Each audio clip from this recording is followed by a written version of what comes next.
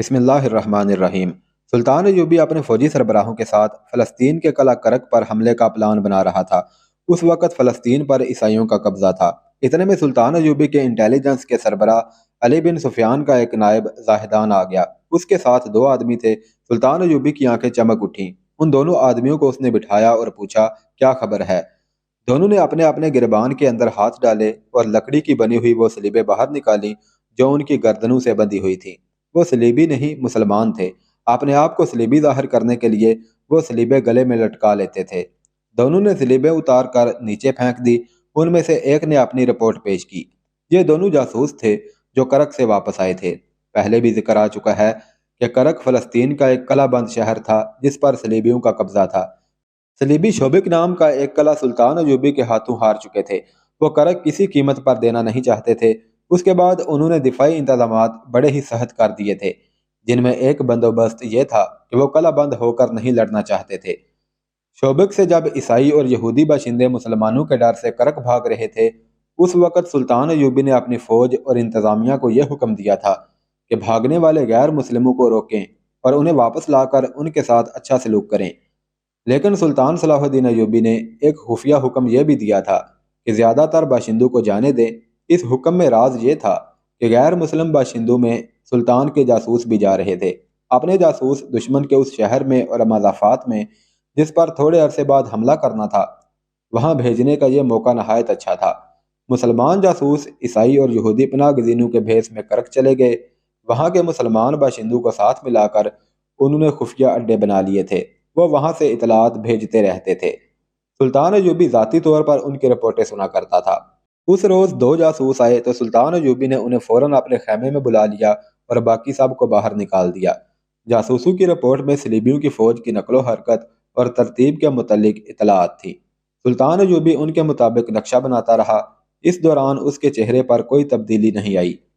جاسوسوں نے جب کرک کے مسلمان باشندوں کی بے بسی اور مظلومیت کی تفصیل سنائی تو سلطان صلاح الدین ایوبی کے چہرے پر نمایاں تبدیلی آ گئی۔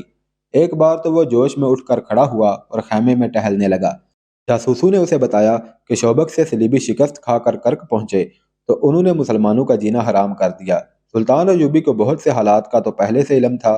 ان دو جاسوسوں نے اسے بتایا کہ اب وہاں بازار میں جن مسلمانوں کی دکانیں ہیں وہ بہت پریشان ہیں۔ غیر مسلم تو ان کی دکانوں پر جاتے ہی نہیں۔ مسلمانوں کو بھی ڈرا دھمکا کر ان کی دکانوں سے دور رکھا جاتا ہے۔ وہاں مسلمانوں کے خلاف نفرت کی باقاعدہ مہم شروع کی گئی ہے۔ عیسائی اور یہودی مسجدوں کے سامنے اونٹ، گھوڑے اور دیگر مویشی باندھ دیتے ہیں۔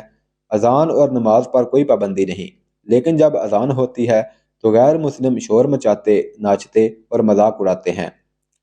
جاسوسوں نے بتایا کہ مسلمانوں کا قومی جذبہ ختم کرنے کے لیے وہاں اس قسم کی افواہیں زور و شور سے پھیلائی جا رہی ہیں کہ صلاح الدین ایوبی اتنا شدید زخمی ہو کر دمشق چلا گیا ہے کہ اب تک مر چکا ہوگا، اور یہ بھی کہ سلطان ایوبی کی فوج کمان کی کمزوری کی وجہ سے صحرا میں بکھر گئی ہے اور سپاہی مصر کی طرف بھاگ رہے ہیں، اور یہ بھی کہ مسلمان اب کرک پر حملہ کرنے کے قابل نہیں رہے اور بہت جلدی شوبک بھی صلیبیوں کو واپس ملنے والا ہے، اور یہ بھی کہ سوڈانی فوج نے مصر پر حملہ کر دیا ہے اور مصر کی فوج سوڈانیوں کے ساتھ مل گئی ہے۔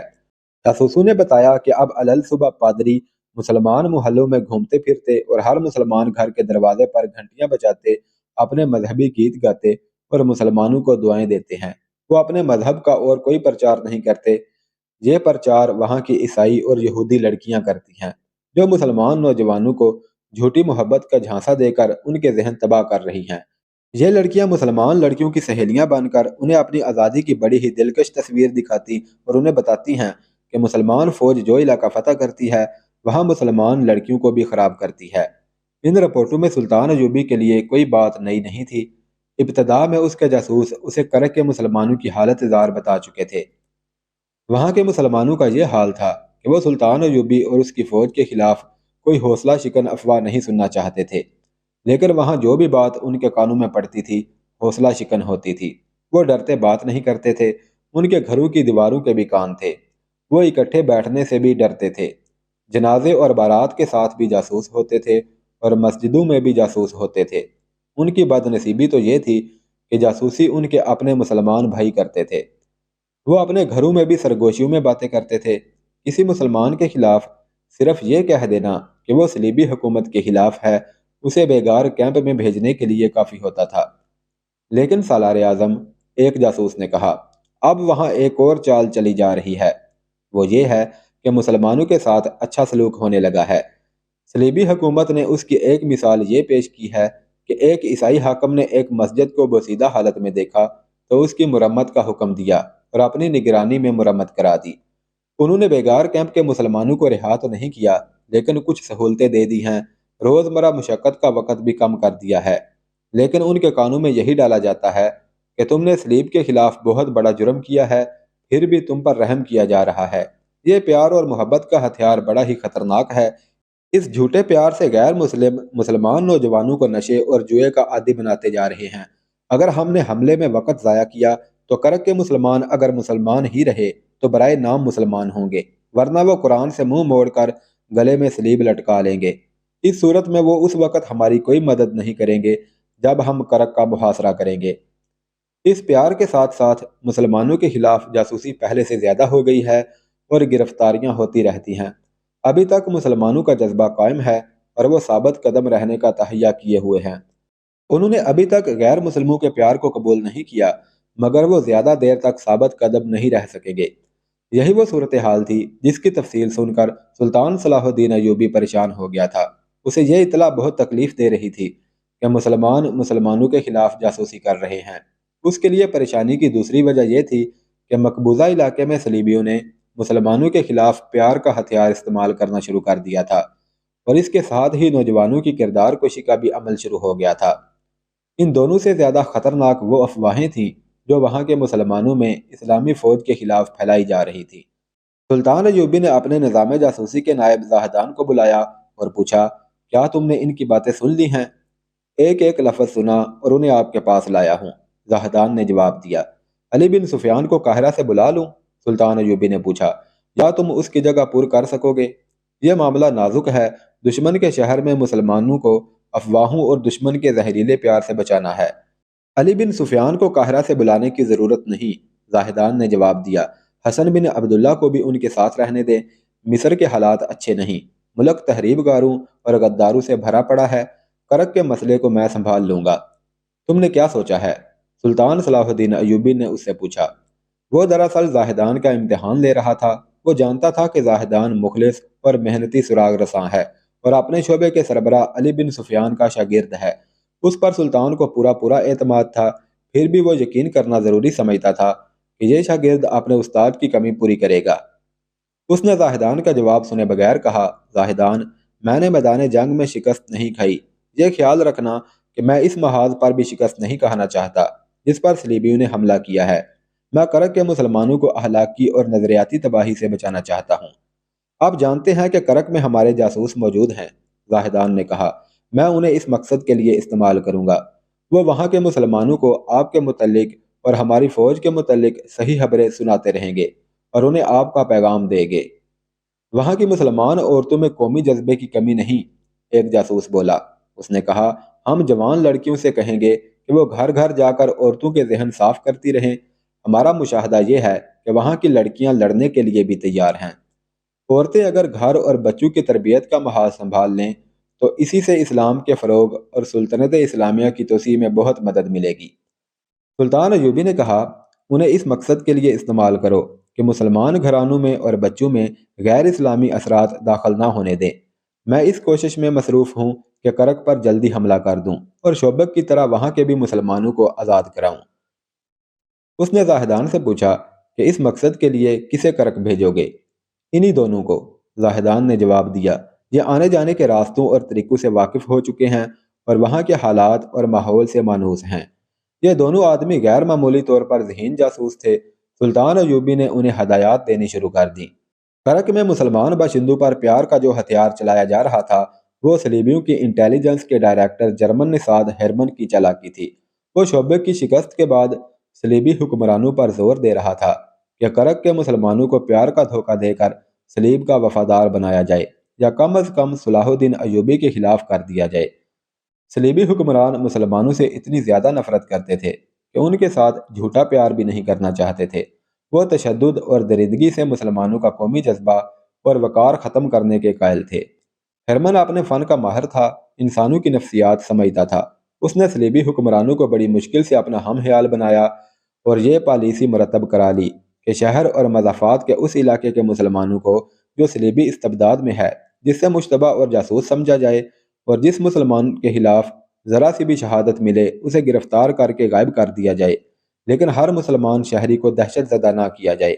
اس پالیسی کی بنیادی شک یہ تھی کہ لڑکیوں کے ذریعے مسلمان لڑکیوں کو بے پردہ کیا جائے اور مسلمان لڑکیوں کو ذہنی عیاشی اور نشے کا عادی بنا دیا جائے، مختصر یہ کہ ان کی کردار کشی کا انتظام کیا جائے۔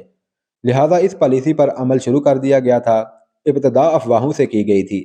ہرمن نے یہ منظوری بھی لے لی تھی کہ مسلمانوں میں غداری کے جراثیم پیدا کرنے کے لیے خاصی رقم خرچ کی جائے۔ چند ایک مسلمانوں کو خوبصورت اور تندرست گھوڑوں کی بھگیاں دے کر انہیں شہزادہ بنا دیا جائے اور انہیں مسلمانوں کے خلاف مخبری اور ان میں افواہیں پھیلانے کے لیے استعمال کیا جائے۔ انہیں شاہی دربار میں وقتاً فوقتاً مدعو کر کے ان کے ساتھ شاہانہ سلوک کیا جائے اور ان کی مستورات کو بھی مدعو کر کے ان کی عزت کی جائے تاکہ وہ اپنی اصلیت اور اپنا مذہب ذہن سے اتار دیں۔ ہرمن نے کہا تھا کہ اگر آپ مسلمان کو اپنا غلام بنانا چاہتے ہیں تو اس کے دماغ میں بادشاہی کا کیڑا ڈال دیں، انہیں گھوڑے اور بھگیاں دے کر اس کے دامن میں چند ایک اشرفیاں ڈال دیں، پھر وہ بادشاہی کے نشے میں آپ کے اشاروں پر ناچے گا، شراب بھی پیے گا اور اپنی بیٹیوں کو اپنے ہاتھوں ننگا کر کے آپ کے حوالے کر دے گا۔ اگر آپ مسلمانوں کا مستقبل تاریک کرنا چاہتے ہیں تو یہ نسخہ آزمائیں۔ میں آپ کو پہلے بھی بتا چکا ہوں اور اب پھر بتاتا ہوں کہ یہودیوں نے مسلمانوں کی اخلاقی تباہی کے لیے اپنی لڑکیاں پیش کی ہیں۔ آپ جانتے ہیں کہ مسلمان کا سب سے پرانا اور سب سے بڑا دشمن یہودی ہے۔ اسلام کی جڑیں تباہ کرنے کے لیے یہودی اپنی بیٹیوں کی عزت اور اپنی پونجی کا آخری سکہ بھی قربان کرنے کو تیار رہتے ہیں۔ یہودیوں میں خطرہ یہ تھا کہ وہ اسی خطے کے رہنے والے تھے، اس لیے مسلمانوں کی زبان بولتے تھے اور ان کے رسم و رواج اور گھریلو زندگی سے بھی واقف تھے۔ ان کی شکلیں اور کئی دیگر قوائف ملتے جلتے تھے۔ کوئی یہودی لڑکی مسلمانوں کا لباس پہن کر کسی مسلمان گھر میں جا بیٹھے تو اسے بلا شک و شبہ مسلمان سمجھ لیا جاتا تھا۔ اس مشابہت سے یہودی پورا فائدہ اٹھا رہے تھے اور اسلامی معاشرت میں غیر اسلامی زہر داخل ہونا شروع ہو گیا تھا۔ جس روز سلطان ایوبی نے 2 جاسوسوں کو ہدایات دیں اور زاہدان سے کہا تھا کہ وہ کرک میں جاسوسوں کے ذریعے مسلمانوں کو صحیح خبریں پہنچائے، اس سے 20 روز بعد کرک میں ایک پاگل اور مجذوب اچانک کہیں سے نمودار ہوا۔ اس نے ہاتھ میں لکڑی کی بنی ہوئی گز بھر لمبی سلیب اٹھا رکھی تھی، جسے وہ اوپر کر کے چلاتا تھا کہ مسلمانوں کی تباہی کا وقت قریب آ گیا ہے۔ شوبک میں مسلمان اپنی بیٹیوں کی عصمت دری کر رہے ہیں۔ مصر میں مسلمانوں نے شراب پینا شروع کر دی ہے۔ خدائے یسوع مسیح نے کہا ہے کہ اب یہ قوم روئے زمین پر زندہ نہیں رہ سکتی۔ مسلمانوں، نوح کے دوسرے طوفان سے بچنا چاہتے ہو تو صلیب کے سائے میں آ جاؤ۔ اگر صلیب پسند نہیں تو خدائے یہودا کے آگے سجدہ کرو۔ مسجدوں میں تمہارے سجدے بیکار ہیں۔ لباس اور شکل و صورت سے وہ اچھا بھلا لگتا تھا، لیکن باتوں اور انداز سے پگلا معلوم ہوتا تھا۔ اس کی داڑھی بھی تھی، لمبا چوگا بھی پہن رکھا تھا، سر پر پگڑی اور اس پر رومال ڈالا ہوا تھا جو کندھوں پر بھی پھیلا ہوا تھا۔ اس کے چہرے اور کپڑوں پر گرد تھی جسے پتہ چلتا تھا کہ وہ سفر سے آیا ہے۔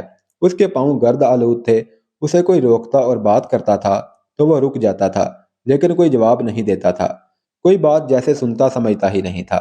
سوال کوئی بھی پوچھو وہ اپنا اعلان دہرانے لگتا تھا کہ مسلمانوں کی تباہی کا وقت قریب آ گیا ہے، وغیرہ وغیرہ۔ کسی نے بھی یہ معلوم کرنے کی کوشش نہ کی کہ وہ کون ہے اور کہاں سے آیا ہے۔ عیسائی اس لیے خوش تھے کہ اس نے ہاتھ میں صلیب اٹھا رکھی تھی اور یسوع مسیح کا نام لیتا تھا، اور یہودی اس لیے خوش تھے کہ وہ خدائے یہودا کا نام لیتا تھا، اور دونوں کی یہ خوشی مشترک تھی کہ وہ مسلمانوں کی تباہی کی خوشخبری سنا رہا تھا۔ صلیبی فوج کے چند ایک سپاہیوں نے اس کی للکار سنی تو انہوں نے کہا لگایا۔ شہری انتظامیہ کی فوج جو بعد میں پولیس کہلائی، اس نے اسے دیکھا تو اسے پاگل کہہ کر نظر انداز کر دیا۔ مسلمانوں میں اتنی جرت نہیں تھی کہ اس کا منہ بند کرتے۔ مسلمان اس کے منہ سے اپنی تباہی کا اعلان سن کر ڈر بھی گئے تھے اور انہیں غصہ بھی آیا تھا، مگر کچھ بھی نہیں کر سکتے تھے۔ یہ مجذوب شہر کی گلیوں اور بازاروں میں گھوم رہا تھا اور اپنے اعلان کو دہراتا جا رہا تھا کہ مسلمانوں، صلیب کے سائے میں آ جاؤ، تمہاری تباہی کا وقت آ گیا ہے۔ کہیں کہیں وہ یہ بھی کہتا تھا کہ کرک میں مسلمانوں کی فوج نہیں آئے گی، ان کا صلاح الدین ایوبی مر چکا ہے۔ بعض اوقات وہ اوٹ پٹانگ اور بے معنی فکرے بولتا تھا جو ثابت کرتے تھے کہ وہ پاگل ہے۔ بچے اس کے پیچھے پیچھے چلے جا رہے تھے۔ بڑی عمر کے آدمی بھی کچھ دور تک اس کے پیچھے پیچھے چلتے اور رک جاتے تھے۔ वहां से चंद और आदमी उसके पीछे चल पड़ते थे। मुसलमान उसे गुस्से की निगाह से भी देखते थे और अपने बच्चों को उसके पीछे जाने से रोकते थे। सिर्फ एक मुसलमान था जो उस पागल के पीछे पीछे जा रहा था। वो पागल से 10-12 कदम दूर था। ये एक जवान साल मुसलमान था। रास्ते में दो ईसाई नौजवानों ने उसे ताने दिए। एक ने उसे कहा कि उस्मान भाई, तुम भी सलीब के साए में आ जाओ। उसने उन्हें कहर भरी नजरों से देखा और चुप रहा। उन ईसाइयों को मालूम नहीं था कि उस्मान के पास एक खंजर है और वो इस पागल को कत्ल करने के लिए उसके पीछे पीछे जा रहा है। उसका पूरा नाम उस्मान सारम था। उसके माँ बाप जिंदा थे और उसकी एक छोटी बहन भी थी जिसका नाम अलनूर सारम था। उस लड़की की उम्र 22-23 साल थी। उस्मान उससे 3-4 साल बड़ा था। जो जोशीला जवान था, इस्लाम के नाम पर जान निसार करता था। सलीबी हुकूमत की नज़र में वह मुश्तबा भी था, क्योंकि वह मुसलमान नौजवानों को सलीबी हुकूमत के खिलाफ ज़मीन दोज कार्रवाइयों के लिए तैयार करता रहता था। वो अभी कोई जुर्म करता पकड़ा नहीं गया था। उसने जब उस पागल की आवाज़ सुनी तो बाहर निकल आया। पागल इतनी बड़ी सलीब बुलंद किए मुसलमानों के खिलाफ बुलंद आवाज में वाही तबाही बकता जा रहा था। उस्मान सारम ने यह भी ना देखा कि ये तो कोई पागल है। उसने सलीब देखी और पागल के अल्फाज सुने तो उस पर दीवानगी तारी हो गई। अपने घर जाकर उसने खंजर लिया और कुर्ते के अंदर नाफ में उड़स कर पागल के पीछे पीछे चल पड़ा। वह उसे ऐसी जगह कत्ल करना चाहता था जहां उसे कोई पकड़ ना सके। वो सलीबियों के खिलाफ मजीद कार्रवाइयों के लिए जिंदा रहना चाहता था। वो पागल से 10-12 कदम पीछे चलता गया और उसका ऐलान सुनता गया। जब दो ईसाइयों ने उसे ताने दिए और एक ने कहा कि उस्मान भाई, तुम भी सलीब के साए में आ जाओ, तो उसकी आंखों में खून उतर आया। उसके दिल में कत्ल का इरादा और ज्यादा पुख्ता हो गया। पागल के पीछे और उसके साथ साथ लोगों और बच्चों का जुलूस जमा हो गया था। कत्ल का यह मौका अच्छा नहीं था। दिन गुजरता गया और पागल की आवाज धीमी पड़ती गई। उसके पीछे चलने वाले कम होते गए। सूरज गुरूब होने में अभी कुछ देर बाकी थी। एक मस्जिद आ गई।